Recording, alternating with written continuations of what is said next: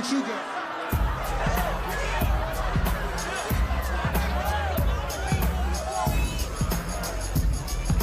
Yeah. When I say Mally, you say boo. Mally. Shall we play a game? Really? Rick Strom, really? Let's play a game. You know, let's do that. Check out what Rick posted earlier, which I just find it laughable. Now, for the record, this was Bobert's response. Before we get into it, YouTube channel membership helps keep this channel afloat. And he specifically referenced... I used his joke, though. I think transgenderism is a joke. But I don't think Chappelle liked being used as a prop is what he's saying. It's like when you I mean, come on, you're a comedian. Be a little tougher, right? You're basically saying, listen, Chappelle, if you're a public figure, you know, it comes with the territory. Yeah, people say things about me all the time. Go in my comment section. Do you think I sit at home and cry about it and just wait for NPR to show up and have a counseling session with them? Then she would be asked it a second time. So I was just going to ask you if you had a response to Dave Chappelle saying that you're weaponizing the transgender jokes. I think that's what he's done. I think he's doubled down on it quite a bit, has he not? But I want people to remember this. I would defend to the death his right to do everything he does. The thing that I find unusual, and it's, you know, it's not a criticism so much, but his targets are underdogs.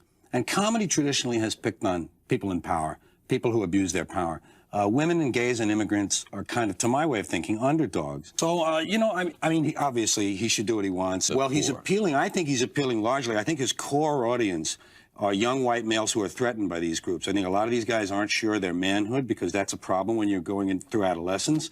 You know, am I really? Could I be? I hope I'm not one of them. And the women who assert themselves and are competent are a threat to these men.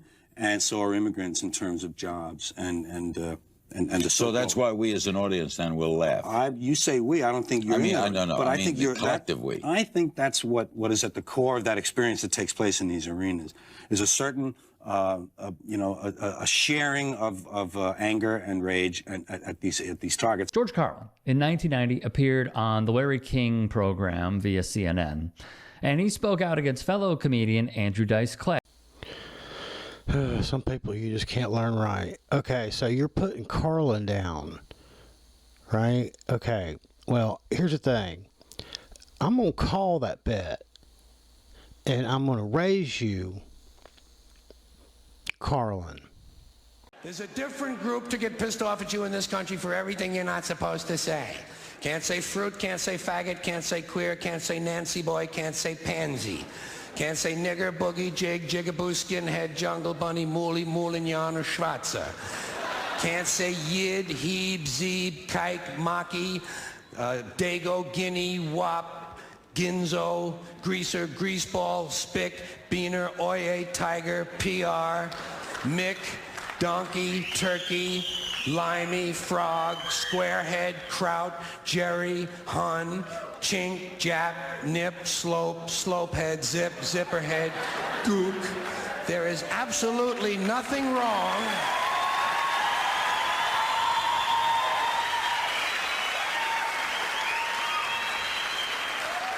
There is absolutely nothing wrong with any of those words in and of themselves. They're only words. It's the context that counts. It's the user. It's the intention behind the words that makes them good or bad. The words are completely neutral. The words are innocent. I get tired of people talking about bad words and bad language. Bullshit. It's the context that makes them good or bad. The context that makes them good or bad. For instance, you take the word nigger. There is absolutely nothing wrong with the word nigger in and of itself. It's the racist asshole who's using it that you ought to be concerned about. We don't care when Richard Pryor or Eddie Murphy say it. Why? Because we know they're not racist. They're niggers. Yeah, you should probably know who you're, reporting about. Like you should actually be a fan of people. You see, I saw that bit live at Fox Theater, Atlanta, Georgia, when I was a kid. Yeah, but here's the thing. Since you still got money on the table, I'm gonna go ahead and raise you more, Carlin.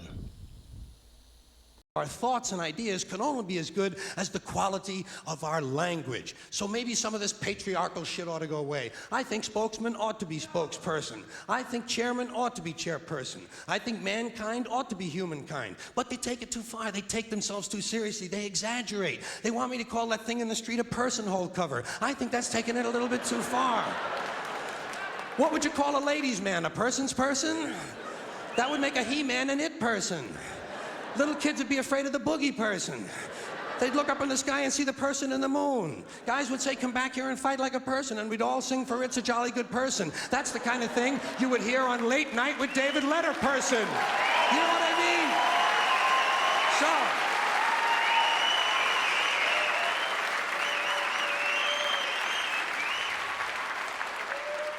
I think it's an exaggeration, and I like to piss off any group that takes itself a little bit too seriously. And it does not take a lot of imagination to piss off a feminist. All you gotta do is run into Now Headquarters or Ms. Magazine and say, hey, which one of you cute little cupcakes wants to come home and cook me a nice meal and give me a blowjob? Blowjob! Yeah, being a poser ain't fun, is it? You know, that's what gets me is that, you know, you search for things that give you some kind of confirmation bias, and you kind of, you know, contort it just a little bit, and then you actually have the nerve to compare Andrew Dice Clay with Dave Chappelle. Andrew Dice Clay was kind of like a shtick, a very offensive type of shtick, but he's really just playing a character, versus Dave Chappelle is more of the philosophical, like George Carlin. I think Carlin would have probably sided with Dave on this one and said, "Well, you're actually trying to manipulate the context and use it to create a narrative that, you know, satisfy your confirmation bias." So, you know what? Oh, you got more? Oh, all right. Well, hold on. We'll see what you got.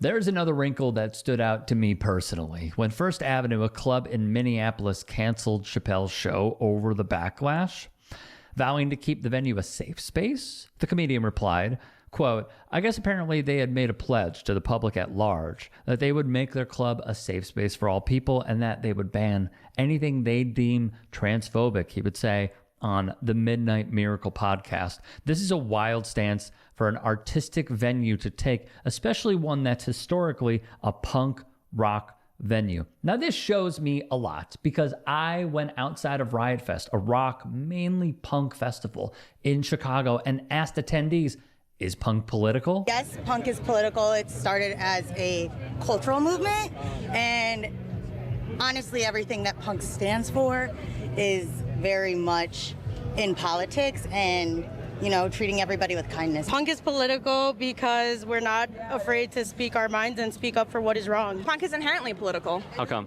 Because punk is anti-establishment at its roots and about being different and about standing out and fighting for equality and against corruption and against hierarchies and oppression. It's about living true to who you are as a person and speaking up for other people who can't speak up for themselves. Safe to say those responses rebuke Chappelle. Bless your hearts. Let me guess, Green Day fans? Yeah, y'all are not punk at all. Like, Rick, you're not asking punk people. I mean, I don't know which ones you threw out to save these jewels. The lady with the pink hair was funny as shit, you know, that whole, she just kept going on and on and on, and it's like, you know, it's like, you know, wish upon a star, I guess, huh? And yeah, then you had the one that's like, you know, it's a, you know, with that upward inflection that she had was hilarious. You know, she's like, cultural movement? Like, yeah, she's real confident, you know, in her opinion there. I think maybe somebody gave it to her. Yeah, punk is about nihilism. So it's about nihilism because it's like from the 70s, like it started very early to mid 70s, but it peaked in the late 70s, early 80s. It was the fuck you to disco, and it was hatred for the fact that the older, wealthier people were basically screwing everyone, and they all felt like their life had no point just to serve them. It was about nihilism. And they're so pissed off about it. Oh, they're kind of anarchic. I mean, oh, you don't believe me? Really? Okay. Well, I'll tell you what. Since you wanted to lay down another fucking bet and say that that punk is this, well, you know what? I'm gonna call you on that. I'm gonna raise you to misfits. Yeah, I'm bringing out the big dogs.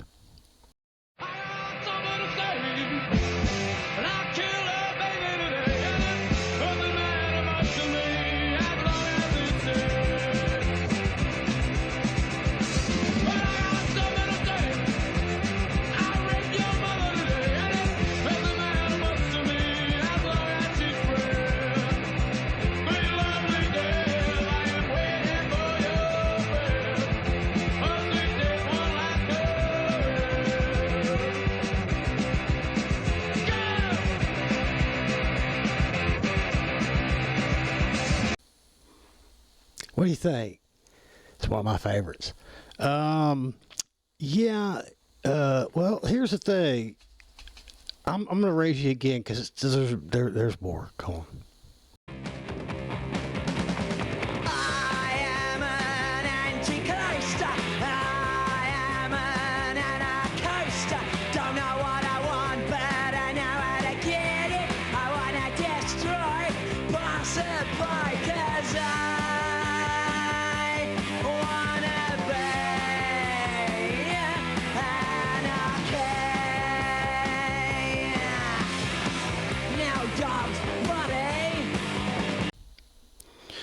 Yeah, Sex Pistols, anarchy in the UK.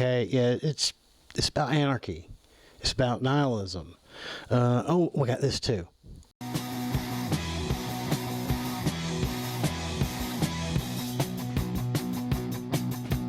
Beat on the brat, beat on the brat, beat on the brat with a baseball bat. Oh yeah, oh yeah, oh ho. Beat on the brat, beat on the brat, beat on the brat with a baseball bat. Oh yeah, oh ho. Yeah. I'm beating on the brat a little bit here, ain't I? I mean, metaphorically speaking, because I'm a fucking poser. Yeah. So that's 3 in a row that kind of fit my thing, because that was the thing, it's about equality, and it's like, not really. No. I mean, maybe there's slight bit, like you're picking all these things that sound like so positive. Like, well, that's a problem. Y'all are a bunch of communal narcissists, supposedly. And the thing is, I just get so tired of seeing this. It's like Rick Strom wishes he was Gen X. He really does. I'm sure he's a millennial, but that's kind of the thing is they look to our generation and go, the older kids are so much cooler than us. We are, yeah. Yeah, so you pretty much just, that you're looking like propaganda. And the problem is you're picking things you don't really know that well, apparently. How could you not know about those bits from Carlin? They're fucking all over YouTube when you were doing your Carlin research. When you're looking for someone to contradict him, and you're like, no, I got to pick someone who's like a big one. It's like, yeah, it didn't really work out for you, though, did it? Yeah, it turns out that, he kind of contradicted his own statements, but he was speaking in relation to Andrew Dice Clay, who is kind of a hack. He's really more of a performing, character performance than that is an actual. That's the insult of it. Carlin could even today would never be able to sit there and agree with you about Dave Chappelle, because y'all have all manipulated the context of it so bad that nobody even remembers what the fuck this is even about. But you know what? Oh, you know something? I'm gonna raise you again. I'm gonna take all your fucking money today. And this is we're going, all in on this, okay? I'm going to raise you all of it on this song right here.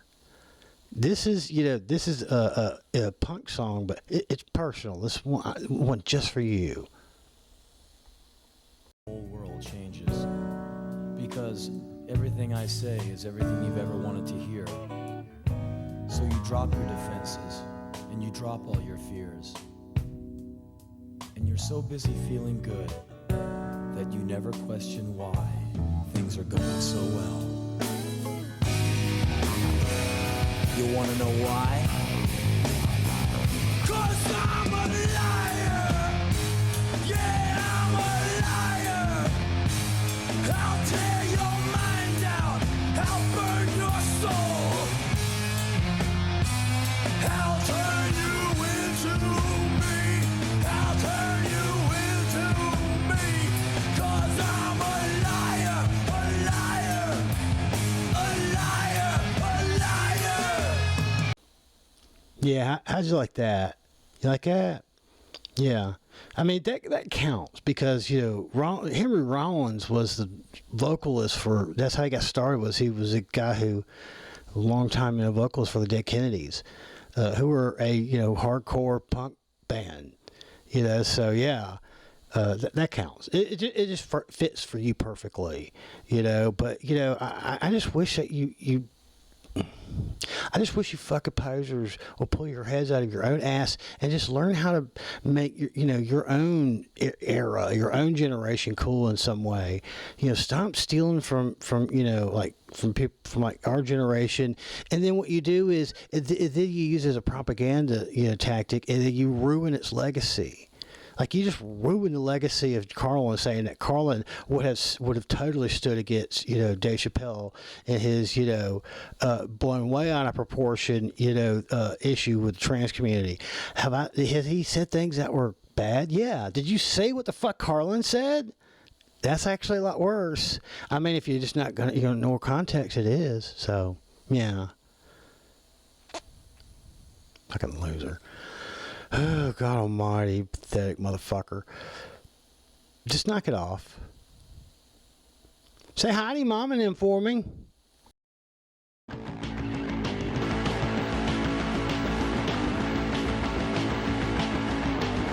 walk the streets at night. We go where eagles dare. They pick up every movement. They pick up every loser. With jaded eyes and features. You think they really care? I ain't no goddamn son of a bitch. You better think about it, baby. I ain't no goddamn son of a bitch. You better think about it, baby, baby. I just wanna tell you all, go fuck yourself. Oh, shit.